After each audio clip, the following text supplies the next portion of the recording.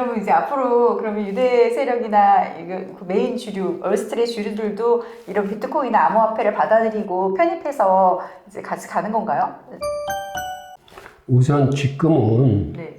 상황이 많이 바뀌었는데 예를 들어서 블랙록 등 그 월스트리트의 전통 금융기관이 다들 아시겠지만 비트코인 현물 ETF를 이제 만들어서 세상에 내놨잖아요. 네네. 즉 그 얘기는 이제는 암호화폐 시장하고 전통 금융 시장이 서로 융합하기 시작해서 시너지 효과로 이거를 살려내고 있어요.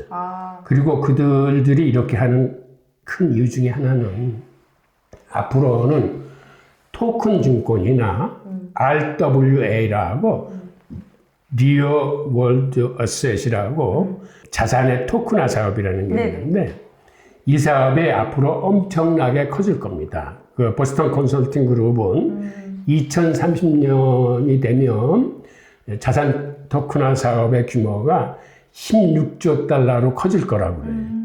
그 얘기는 모든 금융 상품이 이제는 토큰화되는 걸 의미해요. 그러니까 이 사업을 보고 사실은 블랙록이나 이런 사람들이 비트코인. 일단 비트코인에 뛰어든 거예요. 그러니까 그들의 최종 목표는 비트코인이 아니고 앞으로 가야 될 길이 많아. 지금 미국 같은 경우는 일반 국민의 22%가 암호화폐 투자자들이에요. 미국 국민의 21%도 엄청난 비율이에요? 생각보다는 많아요. 그러다 보니까 이들의 표가 대선이나 총선에 직접적으로 영향을 미쳐. 이걸 잘한 트럼프가 최근 뉴스에서 뭐라고 그랬냐면 본인이 대통령이 되면 비트코인을 상거래에 허용하겠다고 발표했어. 비트코인 오거자가 됐네요, 트럼프가. 네, 맞아요. 그리고 이제는 비트코인 생태계가 커졌기 때문에 정치권에서도 함부로 암호화폐를 핍박하거나 이걸 부정적으로 다룰 수가 없어. 이제는 표 떨어져 나가는 소리가 들리기 때문에. 그래서 점차적으로 과거에는 부정적이었던 사람들이 많이 이제 돌아서 트럼프만 해도 과거 대통령 시절에는 이거를 굉장히 부정적으로 얘기했던 거잖아요. 그런데 전직 플로리다 주지사가 나와서 이제 공화당 내에서 트럼프하고 같이 경선도 했던 사람인데 플로리다나 뉴욕주는 이 암호화폐를 굉장히 옹호하는 주였고 실제로 그것들을 가지고 뭐 공무원도 월급도 뭐 비트코인으로 주겠다 막 이랬던 주들인데 거기에 있던 정치가들이 지금 죄 트럼프 캠프에 합류를 했어요. 그래서 캠프 내에서도 암호화폐 친 인사들이 많아. 그래서 아마 트럼프가 당선이 되면은 지금 섹이라고 불리우는 증권거래위원회 위원장도 친암호화폐 인사가 발탁이 될 거다. 그러한 전망들을 하면서 이제는 세상이 서서히 바뀌고 있다. 그 다음에 이 ETF로 했다는 게 이 블록넥의 그 레리 핑크 대표는 뭐라고 했냐면 우선 암호화폐라는 가상자산이 ETF라는 이러한 틀 속에 들어와서 노출된 거는 이게 금융기술의 첫 번째 혁명이라고 그랬어요.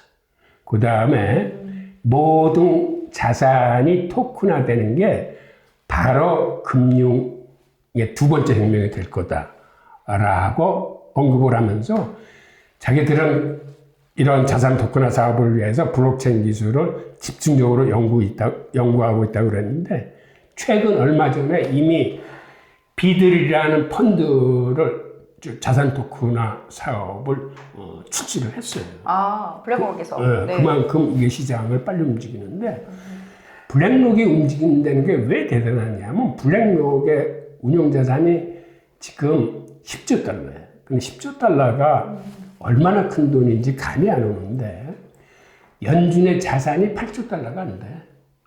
전 세계에 발행된 달러의 보는 통화 발행액이 8조가 안 되는데 블랙록의 운용 자산이 10조 달러라는 건 이건 엄청난 힘이에요.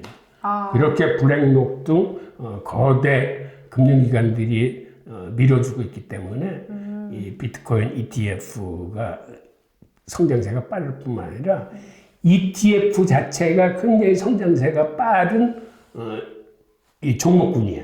무슨 얘기냐면 미국 주식은 대부분 지금 펀드로 구성됐습니다. 네네. 이거 뮤추얼 펀드나 뭐 헤지 펀드나 이게 아직까지는 대세인데 네네.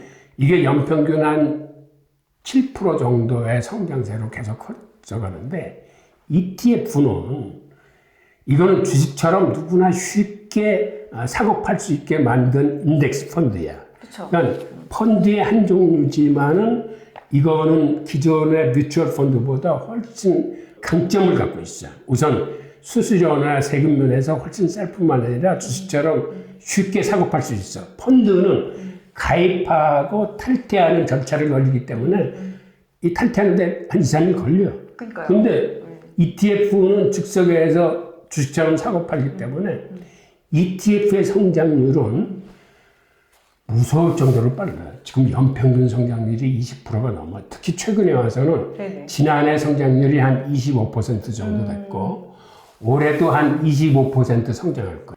비트코인이 ETF라는 수단에 올라탄 거예요. 그쵸, 이렇게 큰 성장 산업을. 네. 그 중에서도 블랙록이라는 세계 최대의 자산 운용사에 의해서 힘을 받고 있기 때문에 앞으로 비트코인의 성장세는 생각보다 굉장히 가파르게 치고 올라갈 겁니다.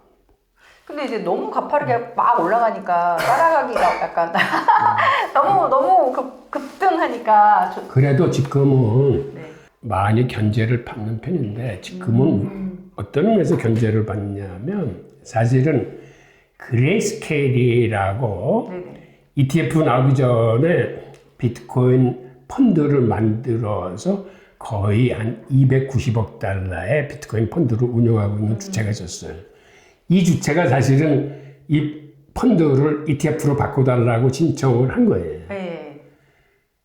그랬다가 기각을 당했다가 법원에 제소를 해서 법원에서 승리하는 통에 다시 신청을 해서 그 통에 한 10개 기관이 동시에 승인을 받은 건데 네네.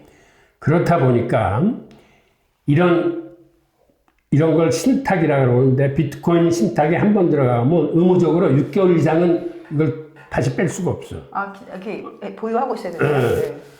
그래서 지금 그 그레스케일 그 비트코인 신탁에는 290억 달러라는 어마어마한 비트코인이 들어가 있었는데 이게 새로운 ETF가 나오면서 여기서 지금 매도하는 물량이 커요. 아, 그래서 약간 조정이 있었네요. 그래서 이게 조정이 있는 거예요. 여기 매도 물량이 더 크게 나오면 이게 조정을 받는 거거든요. 근데 이게 끝나면 없네요.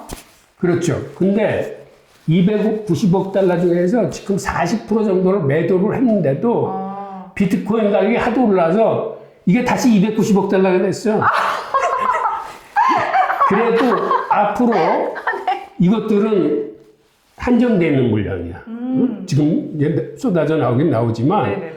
얘네들도 6개월 이상, 뭐 1년 이상 묶여 있었기 때문에 얼마나 큰 차익 실현이 된 거야. 그러니까 차익을 실현하기 위해서 매도 물량을 계속 던지고는 있지만 여기는 한정된 물량이기 때문에 언젠가는 이제 이 물량은 끝나고 그러면 그 후에는 더 빠른 속도로 이제 올라갈 수가 있어요.